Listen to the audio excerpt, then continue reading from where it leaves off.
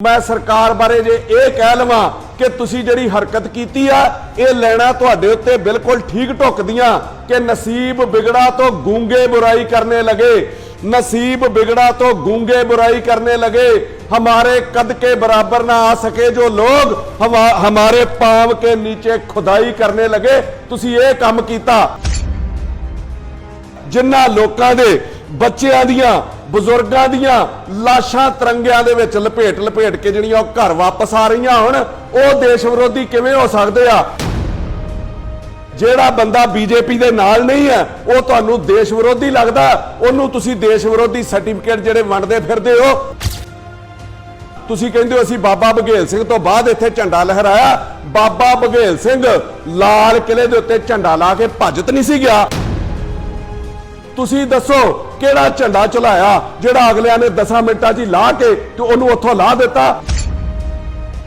ਤੁਹਾਡੀ ਕਿਹੜੀ ਸਰਕਾਰ ਦੇ ਨਾਲ ਸ਼ਰਤ ਲੱਗੀ ਸੀ ਕਿ ਲਾਲ ਕਿਲੇ ਦੇ ਉੱਤੇ ਝੰਡਾ ਲਹਿਰਾ ਦੇਾਂਗੇ ਤੇ ਸਾਡੇ ਜਿਹੜੇ ਕਾਨੂੰਨ ਰੱਦ ਹੋ ਜਾਣਗੇ? ਤੁਹਾਡੀ ਇੰਨੀ ਗਲਤੀ ਨਾਲ ਸਰਕਾਰ ਦੇ ਹੱਥਾਂ 'ਚ ਖੇਡਣ ਦੇ ਨਾਲ ਅੰਦੋਲਨ ਕਿਤੇ ਨਾ ਕਿਤੇ ਕਮਜ਼ੋਰ ਹੋਇਆ। लड़ाई बिल्लां दी है ना कि अलग देश बनाउण दी। मैं पहला भी कहंदा रहा कि इस मुद्दे दे उत्ते केवल ते केवल किसान जथेबंदियां नूं फॉलो कीता जावे। उन्हां दा कई सालां दा इहदे च तजर्बा। जिन्ना लाल किला फतेह करना, जिन्ना दिल्ली फतेह करनी है, वो किसान संघर्ष की आड़ ना लैण, अपना मंच तैयार करन ते दिल्ली वालियां नाल लड़ जाके। 26 जनवरी ਨੂੰ ਲਾਲ ਕਿਲੇ ਦੀ ਘਟਨਾ ਤੋਂ ਬਾਅਦ ਰਾਜਨੀਤਿਕ ਲੀਡਰਾਂ ਦੇ ਹੁਣ ਤੱਕ ਬਿਆਨ ਆ ਰਹੇ ਨੇ। ਇੱਕ ਪਾਸੇ ਇਸ ਘਟਨਾ ਨੂੰ ਜਿੱਥੇ ਕੁਝ ਲੋਕ ਸਹੀ ਕਹਿ ਰਹੇ ਨੇ ਤਾਂ ਦੂਜੇ ਪਾਸੇ ਲੋਕਾਂ ਵੱਲੋਂ ਇਸ ਨੂੰ ਸਰਕਾਰ ਦੀ ਇੱਕ ਸੋਚੀ ਸਮਝੀ ਸਾਜ਼ਿਸ਼ ਵੀ ਮੰਨਿਆ ਜਾ ਰਿਹਾ ਹੈ। ਉੱਥੇ ਹੀ ਸਮਾਜ ਸੇਵੀ ਮਨਦੀਪ ਮੰਨਾ ਵੀ ਲਾਲ ਕਿਲੇ ਦੀ ਘਟਨਾ ਤੇ ਖੁੱਲ੍ਹ ਕੇ ਬੋਲੇ ਨੇ ਤੇ ਉਹਨਾਂ ਵੱਲੋਂ ਕੇਂਦਰ ਸਰਕਾਰ ਤੇ ਇਲਜ਼ਾਮ ਲਾਇਆ ਗਿਆ ਹੈ ਕਿ ਕਿਸਾਨ ਅੰਦੋਲਨ ਨੂੰ ਖਤਮ ਕਰਨ ਲਈ ਸਰਕਾਰ ਵੱਲੋਂ ਅਜਿਹੀ ਚਾਲ ਚੱਲੀ ਗਈ ਹੈ।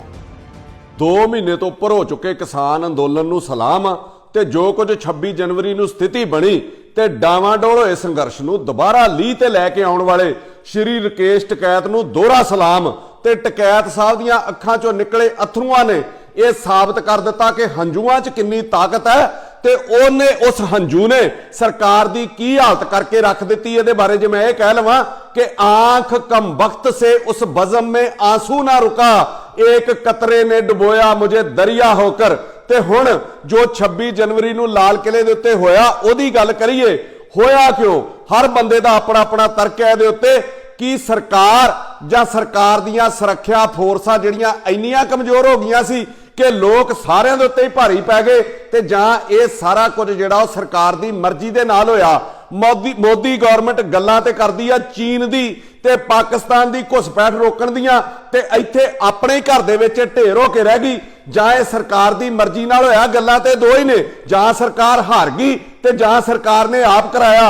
क्योंकि सरकार पहले दिन तो ही चाहुंदी सी कि इह अंदोलन हिंसक होवे, असी सख्ती करिए ते इस अंदोलन नूं कुचलीए ते लोकां दे विच इन्हां दी जिहड़ी हमदर्दी आ खत्म होवे। क्योंकि इस अंदोलन नूं जिन्ना विश्व भर दे विच प्यार ते हमदर्दी मिली वो सरकार नूं हजम जिहड़ी वो नहीं सी हो रही ते सरकार दा कद जिहड़ा वो दुनिया भर दे विच जिहड़ा बौना नजर आ रहा सीगा। तां सरकार ने अपने बंदे अंदोलन दे अंदर वाड़ के अखीर ये घटिया चाल चली। मैं सरकार बारे जे ये कह लवां कि तुसी जिहड़ी हरकत कीती आ ये लैना तुहाडे उत्ते बिल्कुल ठीक ढुकदियां कि नसीब बिगड़ा तो गूंगे बुराई करने लगे, नसीब बिगड़ा तो गूंगे बुराई करने लगे। हमारे कद के बराबर ना आ सके जो लोग हमारे पांव के नीचे खुदाई करने लगे। तुसी ये काम कीता। जदों सरकार ये सब कुछ करके भी सफल ना हुई ते हताश हो के सरकार ने हिंसा भड़काउण वाले लोकां दे नाल नाल उन्हां लोकां दे उत्ते भी संगीन धरावां ला के परचा दर्ज कर दिता ते देश विरोधी साबित करन दी कोशिश कीती। जिहड़े पहले दिन तो ही किसानी झंडे दे नाल नाल देश दा झंडा जिहड़ा तिरंगा नाल चुक के जिहड़े तुर रहे सीगे। जिहड़े किसान इत्थे सवाल आ मेरा सरकार नूं कि जिहड़े किसान 26 जनवरी ਨੂੰ ਗਣਤੰਤਰ ਦਿਵਸ ਮਨਾ ਰਹੇ ਆ, ਆਪਣੀ ਟਰੈਕਟਰ ਪਰੇਡ ਕਰ ਰਹੇ ਆ, ਜਦੋਂ ਹਿੰਦੁਸਤਾਨ ਦੇ ਵਿੱਚ ਹਜ਼ਾਰਾਂ ਥਾਵਾਂ ਦੇ ਉੱਤੇ ਸੰਵਿਧਾਨ ਦੇ ਸਤਿਕਾਰ ਵਜੋਂ ਇਹ ਦਿਵਸ ਮਨਾਇਆ ਜਾਂਦਾ ਹੈ, ਉਸੇ ਤਰੀਕੇ ਇਹ ਦੇਸ਼ ਦਾ ਜਿਹੜਾ ਗਣਤੰਤਰ ਦਿਵਸ ਮਨਾ ਰਹੇ ਆ, ਝੰਡੇ ਜਿਹੜੇ ਤਿਰੰਗੇ ਚੁੱਕ ਕੇ ਨਾਲ ਤੁਰ ਰਹੇ ਆ, ਤੇ ਫਿਰ ਉਹ ਲੋਕ ਦੇਸ਼ ਵਿਰੋਧੀ ਕਿਵੇਂ ਹੋ ਸਕਦੇ ਆ? ਉਹਨਾਂ ਦੀ ਸੰਵਿਧਾਨ ਦੇ ਵਿੱਚ ਤੇ ਪੂਰੀ ਨਿਸ਼ਠਾ ਨਜ਼ਰ ਆਉਂਦੀ ਆ। ਜਿਨ੍ਹਾਂ ਲੋਕਾਂ ਦੇ ਬੱਚਿਆਂ ਦੀਆਂ ਬਜ਼ੁਰਗਾਂ ਦੀਆਂ ਲਾਸ਼ਾਂ ਤਿਰੰਗਿਆਂ ਦੇ ਵਿੱਚ ਲਪੇਟ ਕੇ ਜਿਹੜੀਆਂ ਉਹ ਘਰ ਵਾਪਸ ਆ ਰਹੀਆਂ ਹੁਣ, ਉਹ ਦੇਸ਼ ਵਿਰੋਧੀ ਕਿਵੇਂ ਹੋ ਸਕਦੇ ਆ? ਉਹ ਤਿਰੰਗੇ ਦਾ ਅਪਮਾਨ ਕਿਵੇਂ ਕਰ ਸਕਦੇ ਆ? ਸੋ ਮੋਦੀ ਸਾਹਿਬ ਆਪਣੇ ਚਿਹਰੇ ਦੇ ਉੱਤੋਂ ਬੀਜੇਪੀ ਦਾ ਚਸ਼ਮਾ ਉਤਾਰ ਕੇ ਸਾਰਿਆਂ ਨੂੰ ਇੱਕੋ ਨਜ਼ਰ ਨਾਲ ਵੇਖਿਆ ਕਰੋ। ਤੁਸੀਂ ਦੇਸ਼ ਦੇ ਪ੍ਰਧਾਨ ਮੰਤਰੀ ਹੋ, ਨਾ ਕਿ ਇਕੱਲੇ ਬੀਜੇਪੀ ਦੇ। ਜਿਹੜਾ ਬੰਦਾ ਬੀਜੇਪੀ ਦੇ ਨਾਲ ਨਹੀਂ ਹੈ ਉਹ ਤੁਹਾਨੂੰ ਦੇਸ਼ ਵਿਰੋਧੀ ਲੱਗਦਾ, ਉਹਨੂੰ ਤੁਸੀਂ ਦੇਸ਼ ਵਿਰੋਧੀ ਸਰਟੀਫਿਕੇਟ ਜਿਹੜੇ ਵੰਡਦੇ ਫਿਰਦੇ ਹੋ। ਬੀਜੇਪੀ ਤੋਂ ਇਲਾਵਾ ਵੀ ਲੋਕਾਂ ਦੇ ਵਿੱਚ ਦੇਸ਼ ਭਗਤੀ ਹੈ, ਦੇਸ਼ ਪ੍ਰੇਮ ਹੈ। ਮੈਨੂੰ ਵੀ ਕੋਈ ਪੁੱਛੇ ਨਾ ਕਿ ਮੈਂ ਕੌਣ ਆ, ਤੇ ਮੈਂ ਕਹੂੰਗਾ ਮੈਂ ਪੰਜਾਬੀ ਆ, ਬਸ ਪੰਜਾਬੀ ਆ। ਲੇਕਿਨ ਜੇ ਮੇਰੇ ਮੁਲਕ ਦੀ ਕਿਤੇ ਆਨ ਬਾਨ ਸ਼ਾਨ ਦੇ ਉੱਤੇ ਕੋਈ ਗੱਲਬਾਤ ਹੋਵੇ, ਕੋਈ ਖਤਰਾ ਮਹਿਸੂਸ ਹੋਵੇ, ਤੇ ਮੈਂ ਭਾਰਤੀ ਆ ਤੇ ਬਸ ਭਾਰਤੀ ਆ। ਹਮ ਵਤਨ, ਮੈਂ ਤੁਹਾਨੂੰ ਇਹ ਲੈਣਾ ਕਹਿਣ ਲੱਗਾ कि हम वतन है इन्हें बेसूद ना समझा जाए, हम वतन है इन्हें बेसूद ना समझा जाए, प्यार के फूलों को बारूद ना समझा जाए, जो है मुजरिम उसे सूली पे चढ़ा दो, हर हक मांगने वाले को दाऊद ना समझा जाए। ਮਨਦੀਪ ਮੰਨਾ ਨੇ ਕਿਹਾ ਕਿ ਝੰਡਾ ਲਾਉਣ ਤੇ ਲਹਿਰਾਉਣ ਵਿੱਚ ਬਹੁਤ ਫਰਕ ਹੁੰਦਾ ਹੈ। ਇਸ ਦੌਰਾਨ ਮਨਦੀਪ ਮੰਨਾ ਨੇ ਲਾਲ ਕਿਲੇ ਤੇ ਕੇਸਰੀ ਝੰਡਾ ਲਹਿਰਾਉਣ ਵਾਲੇ ਬਾਬਾ ਬਘੇਲ ਸਿੰਘ ਬਾਰੇ ਵੀ ਲੋਕਾਂ ਨੂੰ ਜਾਣੂ ਕਰਵਾਇਆ। ਹੁਣ ਮੈਂ ਗੱਲ ਕਰਨ ਲੱਗਾ ਉਹਨਾਂ ਦੀ ਜਿਨ੍ਹਾਂ ਨੇ ਕਿਸਾਨ ਆਗੂਆਂ ਤੋਂ ਬਾਗੀ ਹੋ ਕੇ ਲਾਲ ਕਿਲੇ ਦੇ ਉੱਤੇ ਝੰਡਾ ਲਹਿਰਾਇਆ। ਨਹੀਂ ਮੈਂ ਕਹੂੰਗਾ ਝੰਡਾ ਲਾਇਆ, ਮੈਂ ਤੇ ਕਹੂੰਗਾ ਗੱਲਾਂ ਤੇ ਤੁਸੀਂ ਕਰਦੇ ਸੀਗੇ ਬਾਬਾ ਬਘੇਲ ਸਿੰਘ ਦੀਆਂ। ਬਾਬਾ ਬਘੇਲ ਸਿੰਘ ਨੇ 1783 ਸਨ ਦੇ ਵਿੱਚ ਲਾਲ ਕਿਲੇ ਦੇ ਉੱਤੇ ਝੰਡਾ ਲਹਿਰਾਇਆ ਸੀ। ਉਸ ਤੋਂ 237 ਸਾਲ ਬਾਅਦ ਤੁਸੀਂ ਕਹਿੰਦੇ ਅਸੀਂ ਲਹਿਰਾਇਆ, 200-250 ਸਾਲ ਬਾਅਦ ਤੁਸੀਂ ਕਹਿੰਦੇ ਹੋ ਅਸੀਂ ਬਾਬਾ ਬਘੇਲ ਸਿੰਘ ਤੋਂ ਬਾਅਦ ਇੱਥੇ ਝੰਡਾ ਲਹਿਰਾਇਆ। ਬਾਬਾ ਬਘੇਲ ਸਿੰਘ ਲਾਲ ਕਿਲੇ ਦੇ ਉੱਤੇ ਝੰਡਾ ਲਾ ਕੇ ਭੱਜਤ ਨਹੀਂ ਸੀ ਗਿਆ। ਬਾਬਾ ਬਘੇਲ ਸਿੰਘ ਦਾ ਇਤਿਹਾਸ ਦੱਸਾਂ, ਉਸ ਨਾਲ ਆਪਣੀ ਤੁਲਨਾ ਕਰਦੇ ਹੋ ਨਾ, ਉਹਦੇ ਨਾਲ ਆਪਣੀ ਤੁਲਨਾ ਕਰਨ ਵਾਲਿਓ, ਮੈਂ ਤੁਹਾਨੂੰ ਇਤਿਹਾਸ ਦੱਸਣ ਲੱਗਾ ਕਿ ਬਾਬਾ ਬਘੇਲ ਸਿੰਘ 18ਵੀਂ ਸਦੀ ਦਾ ਜਰਨੈਲ ਸੀਗਾ। ਉਸ ਟਾਈਮ ਦਿੱਲੀ ਦੇ ਉੱਪਰ ਔਰੰਗਜ਼ੇਬ ਤੋਂ ਬਾਅਦ ਆਜਮ ਸ਼ਾਹ ਦਾ ਜਿਹੜਾ ਉਹ ਕਬਜ਼ਾ ਸੀਗਾ, ਉਹ ਬੜਾ ਕਮਜ਼ੋਰ ਜਿਹਾ ਬਾਦਸ਼ਾਹ ਜਾਣਿਆ ਜਾਂਦਾ ਇਤਿਹਾਸ ਦੇ ਵਿੱਚ। ਉਸ ਸਮੇਂ ਮਰਾਠੇ ਤੇ ਅੰਗਰੇਜ਼ਾਂ ਨੇ ਮਿਲ ਕੇ ਦਿੱਲੀ ਦੇ ਉੱਤੇ ਕਬਜ਼ਾ ਕਰਨ ਦੀ ਸੋਚੀ ਤਾਂ ਸ਼ਾਹ ਆਜਮ ਜਿਹੜਾ ਆਜਮ ਸ਼ਾਹ ਸੀਗਾ, ਉਹਨੇ ਬਾਬਾ ਬਘੇਲ ਸਿੰਘ ਕੋਲੋਂ ਮਦਦ ਮੰਗੀ ਉਹਨਾਂ ਨੂੰ ਹਰਾਉਣ ਲਈ, ਉਹਨਾਂ ਨੂੰ ਰੋਕਣ ਲਈ। ਤੇ ਬਾਬਾ ਬਘੇਲ ਸਿੰਘ ਨੇ 30,000 ਫੌਜ ਦਾ ਜਿਹੜਾ ਜਥਾ ਲੈ ਕੇ ਉਹ ਦਿੱਲੀ ਵੱਲ ਕੂਚ ਕੀਤਾ। ਤੇ ਜਦੋਂ ਅੰਗਰੇਜ਼ਾਂ ਤੇ ਮਰਾਠਿਆਂ ਨੂੰ ਬਾਬਾ ਜੀ ਦੇ ਆਉਣ ਦਾ ਪਤਾ ਲੱਗਾ ਤੇ ਉਹ ਮੈਦਾਨ ਛੱਡ ਕੇ ਭੱਜ ਗਏ। ਇਹੋ ਜਿਹਾ ਜਰਨੈਲ ਸੀਗਾ ਬਾਬਾ ਬਘੇਲ ਸਿੰਘ। ਜਦ ਬਾਬਾ ਬਘੇਲ ਸਿੰਘ ਅੱਧ ਰਸਤੇ ਦੇ ਵਿੱਚ ਪਹੁੰਚੇ ਤੇ ਆਜਮ ਸ਼ਾਹ ਜਿਹੜਾ ਸੀਗਾ, ਸ਼ਾਹ ਆਜ਼ਮ, ਉਹਦਾ ਮਨ ਬੇਈਮਾਨ ਹੋ ਗਿਆ। ਉਹਨੇ ਬਾਬਾ ਬਘੇਲ ਸਿੰਘ ਨੂੰ ਸੁਨੇਹਾ ਲਾਇਆ ਕਿ ਤੁਸੀਂ ਵਾਪਸ ਚਲੇ ਜਾਓ, ਤੁਹਾਡੀ ਲੋੜ ਨਹੀਂ ਗੀ ਇੱਥੇ। ਤਾਂ ਬਾਬਾ ਬਘੇਲ ਸਿੰਘ ਨੇ ਕਿਹਾ ਕਿ ਜੰਗ ਦੇ ਮੈਦਾਨ ਦੇ ਵਿੱਚੋਂ ਸਿੱਖ ਜਿਹੜੇ ਉਹ ਵਾਪਸ ਨਹੀਂ ਮੁੜਦੇ, ਸਿੰਘ ਜਾਂ ਜਿੱਤਦੇ ਆ ਤੇ ਜਾਂ ਮਰਦੇ ਆ। ਸੋ ਲਾਲ ਕਿਲੇ ਦੇ ਉੱਤੇ ਝੰਡਾ ਜਿਹੜਾ ਉਹ ਖਾਲਸੇ ਦਾ ਲਹਿਰਾਇਆ ਜਾਊਗਾ, ਨਹੀਂ ਤੇ ਸ਼ਹੀਦੀ ਹੋਊਗੀ ਇੱਥੇ ਆ ਕੇ।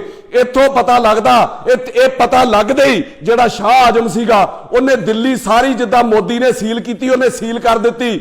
ਤੇ ਬਾਬਾ ਬਘੇਲ ਸਿੰਘ ਦੀ ਫੌਜ ਨੇ ਰਾਹ ਜਾਂਦੇ ਰੁੱਖ ਵਿੱਚੋਂ ਵੱਢ ਕੇ ਉਹਨੂੰ ਘੜ ਕੇ ਇੱਕ ਪੈਨਸਲ ਦਾ ਜਿਹੜਾ ਰੂਪ ਦਿੱਤਾ ਸੀਗਾ, ਉਹਦੇ ਨਾਲ ਦਿੱਲੀ ਦੀਆਂ ਕੰਧਾਂ ਦੇ ਜਿਹੜੇ ਦਰਵਾਜ਼ਿਆਂ ਦੇ ਉੱਤੇ ਮਾਰ ਕੇ ਛੇਕ ਕੀਤੇ ਸੀ। ਉਹ ਕੀਤੇ ਮੋਰਿਆਂ ਨਾਲ ਦਿੱਲੀ 'ਚ ਅੱਜ ਵੀ ਇੱਕ ਜਗ੍ਹਾ ਹੈ ਜਿਹਨੂੰ ਮੋਰੀ ਗੇਟ ਦੇ ਨਾਂ ਨਾਲ ਜਾਣਿਆ ਜਾਂਦਾ।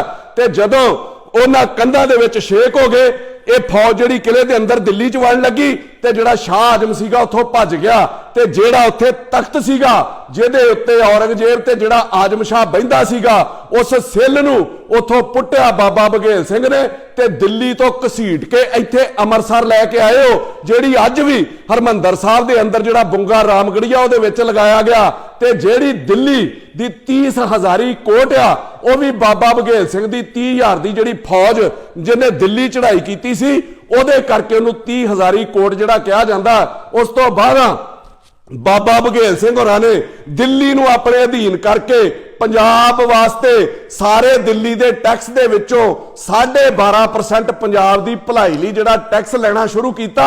ਇਹਦੇ ਨਾਲ ਨਾਲ ਇੱਕ ਚੀਜ਼ ਦੇ ਉੱਤੇ ਹੋਰ ਉਹਨਾਂ ਕੋ ਆਪਣੀ ਸ਼ਰਤ ਬਣਾਈ ਤੇ ਸਮਝੌਤਾ ਕੀਤਾ ਗਿਆ ਕਿ ਦਿੱਲੀ 'ਚ ਗੁਰਦੁਆਰੇ ਬਣਾ ਕੇ ਉਹਨਾਂ ਦੀ ਸੇਵਾ ਸੰਭਾਲ ਵੀ ਕੀਤੀ ਜਾਊਗੀ, ਜਿਨ੍ਹਾਂ ਦੇ ਵਿੱਚ ਗੁਰਦੁਆਰਾ ਮਾਤਾ ਸੁੰਦਰੀ ਜੀ, ਗੁਰਦੁਆਰਾ ਬੰਗਲਾ ਸਾਹਿਬ, ਗੁਰਦੁਆਰਾ ਰਕਾਬਗੰਜ, ਗੁਰਦੁਆਰਾ ਸੀਸਗੰਜ, ਗੁਰਦੁਆਰਾ ਮਜਨੂ ਕਾ ਟਿੱਲਾ ਜਿਹੜੇ ਉਹ ਬਾਬਾ ਬਘੇਲ ਸਿੰਘ ਨੇ ਬਣਾਏ। ਇਹ ਬਾਬਾ ਬਘੇਲ ਸਿੰਘ ਦਾ ਇਤਿਹਾਸ ਸੀਗਾ। ਇਸ ਦੌਰਾਨ ਮਨਦੀਪ ਮੰਨਾ ਨੇ ਲਾਲ ਕਿਲੇ ਤੇ ਝੰਡਾ ਚੜਾਉਣ ਵਾਲੇ ਨੌਜਵਾਨਾਂ ਨੂੰ ਖਰੀਆਂ ਵੀ ਸੁਣਾਈਆਂ ਨੇ।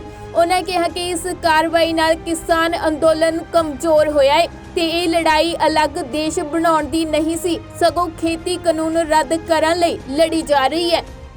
ਉਹਦੇ ਨਾਲ ਤੁਲਨਾ ਕਰਦੇ ਹੋ ਆਪਣੀ। ਤੁਸੀਂ ਦੱਸੋ ਕਿਹੜਾ ਝੰਡਾ ਚਲਾਇਆ ਜਿਹੜਾ ਅਗਲਿਆਂ ਨੇ 10 ਮਿੰਟਾਂ 'ਚ ਹੀ ਲਾ ਕੇ ਤੇ ਉਹਨੂੰ ਉੱਥੋਂ ਲਾ ਦਿੱਤਾ? ਤੁਹਾਡੀ ਕਿਹੜੀ ਸਰਕਾਰ ਦੇ ਨਾਲ ਸ਼ਰਤ ਲੱਗੀ ਸੀ ਕਿ ਲਾਲ ਕਿਲੇ ਦੇ ਉੱਤੇ ਝੰਡਾ ਲਹਿਰਾ ਦੇਾਂਗੇ ਤੇ ਸਾਡੇ ਜਿਹੜੇ ਕਾਨੂੰਨ ਰੱਦ ਹੋ ਜਾਣਗੇ? ਤੁਹਾਡੀ ਇੰਨੀ ਗਲਤੀ ਨਾਲ ਸਰਕਾਰ ਦੇ ਹੱਥਾਂ 'ਚ ਖੇਡਣ ਦੇ ਨਾਲ ਅੰਦੋਲਨ ਕਿਤੇ ਨਾ ਕਿਤੇ ਕਮਜ਼ੋਰ ਹੋਇਆ ਤੇ ਸਰਕਾਰ ਦੇ ਇਰਾਦਿਆਂ ਨੂੰ ਤੁਸੀਂ ਕਾਮਯਾਬ ਕਰਨ ਦੀ ਕੋਸ਼ਿਸ਼ ਕੀਤੀ, ਇਰਾਦੇ ਕਾਮਯਾਬ ਨਹੀਂ ਹੋਏ ਕਿਉਂਕਿ ਸੱਚ ਨਾਲ ਰੱਬ ਵੀ ਖਲੋਂਦਾ। ਪੂਰੀ ਦੁਨੀਆ ਇਸ ਸ਼ਾਂਤਮਈ ਸੰਘਰਸ਼ ਨੂੰ ਦੇਖ ਰਹੀ ਸੀ। ਦੁਨੀਆ ਭਰ ਦੇ ਚੈਨਲ ਇੱਥੇ ਆਏ ਹੋਏ ਸੀਗੇ ਜੋ ਸਰਕਾਰ ਨੂੰ ਕਿਸੇ ਕੀਮਤ ਤੇ ਬਰਦਾਸ਼ਤ ਹੀ ਨਹੀਂ ਸੀ, ਕਿਉਂਕਿ ਸਰਕਾਰ ਨੂੰ ਤੇ ਆਪਣੇ ਮੀਡੀਆ ਨੂੰ ਗੋਦ 'ਚ ਬਿਠਾਉਣ ਦੀ, ਜਿਹੜਾ ਭਾਰਤ ਦਾ ਮੀਡੀਆ ਵਾ ਉਹਨੂੰ ਗੋਦ 'ਚ ਬਿਠਾਉਣ ਦੀ ਆਦਤ ਪੈ ਚੁੱਕੀ ਆ। ਗੋਦੀ ਮੀਡੀਆ ਨਹੀਂ ਸੀ ਆਇਆ, ਬਾਕੀ ਸਾਰਾ ਮੀਡੀਆ ਆਇਆ ਸੀਗਾ। ਤੁਹਾਡੀ ਇਸ ਹਰਕਤ ਕਰਕੇ ਜਿਹੜਾ ਅੰਦੋਲਨ 72 ਘੰਟੇ ਚੱਲਣਾ ਸੀਗਾ, ਜਿੰਨੇ ਇੱਕ ਮਿਸਾਲ ਪੈਦਾ ਕਰਨੀ ਸੀ ਦੁਨੀਆ ਦੇ ਵਿੱਚ ਤੇ ਸਰਕਾਰ ਦੇ ਉੱਤੇ ਪ੍ਰੈਸ਼ਰ ਜਿਹੜਾ ਬਿਲਟ ਕਰਨਾ ਸੀਗਾ, ਉਹਨੂੰ ਵਿੱਚੇ ਹੀ ਖਤਮ ਕਰਨਾ ਪਿਆ। ਤੁਸੀਂ ਇਸ ਅੰਦੋਲਨ ਨੇ ਤੁਹਾਨੂੰ ਲੋਕਾਂ ਨੂੰ, ਜਿਹੜੇ ਲੋਕ ਤੁਸੀਂ ਬਾਗੀ ਹੋਏ, ਤੁਹਾਨੂੰ ਲੋਕਾਂ ਨੂੰ ਇਸ ਅੰਦੋਲਨ ਨੇ ਹੀ ਪਛਾਣ ਦਿੱਤੀ ਤੇ ਤੁਸੀਂ ਇਹਦੇ ਨਾਲ ਹੀ ਨਮਕਰਾਮੀ ਕੀਤੀ, ਇਹਦੀ ਪਿੱਠ 'ਚ ਹੀ ਛੁਰਾ ਮਾਰਿਆ। ਤੁਹਾਡੀ ਕੀਤੀ ਬਗਾਵਤ ਨੇ ਇਹ ਸਾਬਤ ਕਰ ਦਿੱਤਾ। ਇਹ ਲੈਣਾ ਮੈਂ ਤੁਹਾਡੇ ਲਈ ਬੋਲਣ ਲੱਗਾ ਜਿਹੜੇ ਬਾਗੀ ਹੋ ਕੇ ਕਿਸਾਨਾਂ ਤੋਂ ਉਧਰ ਗਏ ਆ ਕਿ अब वही शख्स बगावत पे उतर आया है मुद्दतों जिसने इस अंदोलन का नमक खाया है। तुसी ये भी नहीं सोचा कि 15-15 सालों के टीनेज बच्चे ਜਿਹੜੇ ਤੁਹਾਨੂੰ ਫੋਲੋ ਕਰਦੇ ਆ, ਤੁਹਾਡੇ ਮਗਰ ਲੱਗੇ ਆ, ਤੁਸੀਂ ਉਹਨਾਂ ਦੀ ਜ਼ਿੰਦਗੀ ਤੇ ਉਹਨਾਂ ਦਾ ਭਵਿੱਖ ਵੀ ਖਤਰੇ 'ਚ ਪਾ ਕੇ ਰੱਖ ਦਿੱਤਾ। ਮੈਂ ਪਹਿਲਾਂ ਵੀ ਕਈ ਵਾਰੀ ਕਿਹਾ ਕਿ ਇਹ ਅੰਦੋਲਨ बैरिकेड तोड़ के नहीं, पुलिस नाल लड़ के कामयाब नहीं हो रहा, ये पुलिस नाल लड़ के कामयाब नहीं चल रहा। यह अंदोलन लोगों की हमदर्दी ते तुहाडी हलीमी जिहड़ी किसानां दी है उहदे करके कामयाब है। अंदोलन का मकसद दिल्ली जितनी नहीं, लोगों का दिल जितना सीगा, इहदे करके कामयाब चल रहा। लोगों का दिल जित्या। लड़ाई बिल्लां दी है ना कि अलग देश बनाउण दी। मैं पहला भी कहंदा रहा कि इस मुद्दे दे उत्ते केवल ते केवल किसान जथेबंदियां नूं फॉलो किया जाए।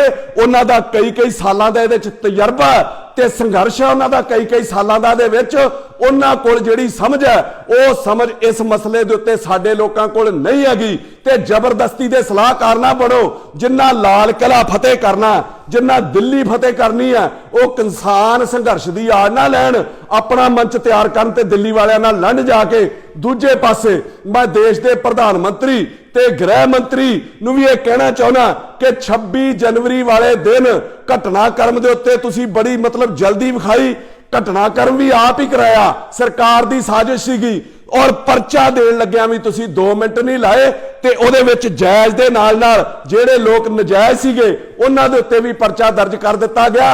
इन्नी जल्दी किते हर थां ते विखाया करो, चाहे वह गुजरात के दंगे होण, चाहे वह दिल्ली के दंगे होण, चाहे वह यूपी के दंगे होण। मैं तुहाडे बारे गल कहां मोदी साहब ते गृह मंत्री साहब के आतंक के खिलाफ ये अभियान चला दो, आतंक के खिलाफ ये अभियान चला दो। अरे अफजल और कसाब की हस्ती को मिटा दो। इंसाफ हो रहा है तो इंसाफ खुल के हो। गुजरात और दिल्ली के कातिल को भी सूली पे चढ़ा दो। एक पासे तुसी आपे ही साजिश रचदे हो, एक पासे आपे ही तुसी इन्हां लोकां दे उत्ते परचा दिंदे हो। फिर देश जिथे जिथे दंगे होए, जिथे जिथे भी हिंसक रूप किसी ने धारिया, उन्हां सारियां दे उत्ते बराबर दी कार्रवाई करो ना। अखीर दे विच मैं किसान आगूआं नूं उत्थे जिहड़ी डटी जिहड़ी सारी संगत आ उहनूं दिल तो सलाम करदा ते धन्नवाद करदा ਕਿ ਬਹੁਤ ਕੁਝ ਤੁਹਾਡੇ ਕੋਲੋਂ ਸਿੱਖਣ ਨੂੰ ਮਿਲ ਰਿਹਾ। ਇਹ ਵੀ ਸਿੱਖਿਆ ਮਿਲੀ ਹੈ ਕਿ ਤਾਕਤਵਰ ਤੋਂ ਤਾਕਤਵਰ ਬੰਦੇ ਨੂੰ ਕਿਵੇਂ ਹਲੀਮੀ ਨਾਲ ਤੇ ਜਜ਼ਬੇ ਨਾਲ ਦ੍ਰਿੜਤਾ ਦੇ ਨਾਲ ਹਰਾਇਆ ਜਾ ਸਕਦਾ। ਮੈਂ ਤੇ ਮੇਰੇ ਸਮੇਤ ਸਾਰੇ ਦੇਸ਼ ਤੇ ਵਿਸ਼ਵ ਭਰ ਦੀਆਂ ਜਿਹੜੀਆਂ ਨਿਗਾਹਾਂ ਵਾ ਉਹ ਤੁਹਾਡੀ ਜਿੱਤ ਪ੍ਰਤੀ ਆਸਵੰਦ ਹੋ ਕੇ ਟਿਕੀਆਂ ਵਾ। ਤੁਹਾਡੇ ਲਈ ਇਹ ਸ਼ਬਦ ਕਹਿ ਕੇ ਦੋ ਸ਼ਬਦ ਦੋ ਲੈਣਾ ਕਹਿ ਕੇ ਮੈਂ ਸਮਾਪਤੀ ਕਰਨ ਲੱਗਾ। मैं दिलों सलूट करदा तानू कि अपने चेहरे से जो जाहिर है, अपने चेहरे से जो जाहिर है उसको छुपाऊं कैसे, तेरी मर्जी के मुताबिक नजर आऊं कैसे। घर सजाने की तसव्वुर तो बाद की बात है, घर सजाने की तसव्वुर तो बाद की बात है, पहले ये तो तय हो कि मैं इस घर को बचाऊं कैसे। लाख तलवारें आ जाए मेरी गर्दन की तरफ, सर झुकाना नहीं सीखा तो सर झुकाऊं कैसे। ਮਨਦੀਪ ਮੰਨਾ ਵੱਲੋਂ ਵੀਡੀਓ ਜਾਰੀ ਕਰਕੇ ਕੇਂਦਰ ਸਰਕਾਰ ਤੇ ਤਿੱਖੇ ਹਮਲੇ ਕੀਤੇ ਗਏ ਨੇ ਤੇ ਇਸ ਦੇ ਨਾਲ ਹੀ ਉਹਨਾਂ ਵੱਲੋਂ ਕਿਸਾਨ ਆਗੂਆਂ ਨੂੰ ਸਲੂਟ ਵੀ ਕੀਤਾ ਗਿਆ ਹੈ। ਦੱਸਦੇ ਕਿ ਕਿਸਾਨ ਅੰਦੋਲਨ ਪਿਛਲੇ 66 ਦਿਨਾਂ ਤੋਂ ਦਿੱਲੀ ਦੇ ਬਾਰਡਰਾਂ ਤੇ ਲਗਾਤਾਰ ਜਾਰੀ ਹੈ, ਜਿਸ ਵਿੱਚ ਬੱਚੇ, ਬਜ਼ੁਰਗ, ਨੌਜਵਾਨ ਲਗਾਤਾਰ ਡਟੇ ਹੋਏ ਨੇ ਤੇ ਉਹਨਾਂ ਦੇ ਹੌਸਲੇ ਵੀ ਬੁਲੰਦ ਨਜ਼ਰ ਆ ਰਹੇ ਨੇ। ਬਿਊਰੋ ਰਿਪੋਰਟ, ਪੰਜਾਬੀ ਲੋਕ ਚੈਨਲ।